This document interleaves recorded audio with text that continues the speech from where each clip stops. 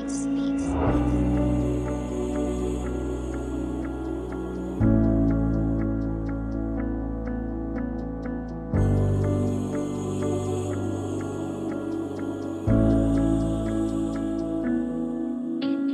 buhay kong ito ay para bang hindi ko na kayang pasanin. Ang lahat ko na dinadala, mga hamon ng mundo na isa sa naging rason kung bakit ako ngayon ay lubog na sa balon. Hindi mahanap ang sarili, pati utak na wala. Mga katanungan na laging kasagutan ay wala. Walang kadami sa bigat ng loob ko'y mairaos. Paano ba makabitaw sa tali na nakagapos? Malawak na kaisipan, walang makita na daan. Sarado ang pinto kung saan may kaliwanagan. Sa mga luwangunan lamang ang aking naging karamay. Sa bawat sigaw ay parang walang marinig na ingay. Saan nahantong lahat? Ano aking mapapala? Laging tanong sa sarili kung makakaya ko pa ba? Aking may tulungan mo ko, ano ang dapat gawin? O baka oras na nga para lahat ay tapusin.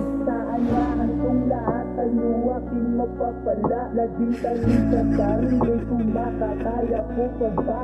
Aking may tulungan mo ko, ano ang dapat gawin? O baka oras na nga para lahat ay tapusin. Sa pagsalubong ng kahapon, daming dinaan ng hamon. Hanggang kailan pipilitin ng sarili na bumangon? Paano ang hinaharap kung sa kahapon na kulong? Sarili ay litong-lito sa halo-halong emosyon. Kanino ba ako aasa? Sino maging katuwang sa nanghihinang loob? Sino pwede kong sandalan? Paano ko matatakasan ng gantong klaseng kulungan? Kung ang pagpapahinga lamang siyang tanging kasagutan, meron pa bang paraan para maputol ko ang tali? Kung ang simpleng kasiyahan para sa akin di maaari. Mga problema nakapulupot at inuulan ng dagok. Nasa di malaman na rason aking naisasalok. Di ko naisip na ito aking maging kapalaran. Maaari bang manalo sa aking sariling laban? O Diyos ko, tulungan mo ko sa aking dapat gawin.